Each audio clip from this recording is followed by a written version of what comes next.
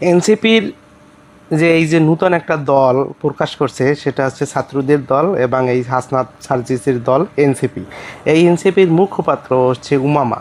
উমামা এই মেয়েটি সেই দল থেকে পদত্যাগ করছেন এবং এমন অভিযোগ তুলছেন যেটা এই এনসিপিকে 1000 গুণ বেশি আঘাত করেছে এই দলটাকে, এই উমামা। তার তার অভিযোগের ভিতরে এটা প্রধান যে এই এনসিপি যা করতেছে সেটা জুলাইয়ের আন্দোলনের ভিতরে ছিল না।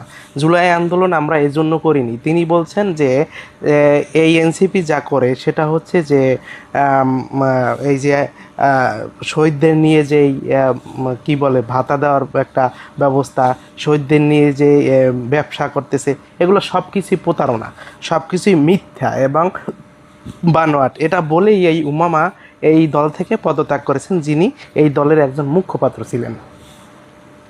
এখন কারণ হচ্ছে এই এনসিপিকে তো আমরা দূর থেকে দেখেছি, কিন্তু এই উমামা হচ্ছে যে আপনার একদম কাছ থেকে যে এনসিপির যে দল, এই দলের একদম ভিতরে ছিল এই উমামা। তিনি দেখেছেন এই এনসিপির নেতাকর্মীরা বা নেতারা কি করতেছে বা কি করছে, সেই জন্য এই দল থেকে তিনি পদত্যাগ করেছেন এবং বলছেন যে এই দলের ভবিষ্যৎ একবারে অন্ধকার এবং এখানে আমার থাকার কোনো জায়গা নেই। সেই জন্য এই দল থেকে এই উমামা পদত্যাগ করছেন।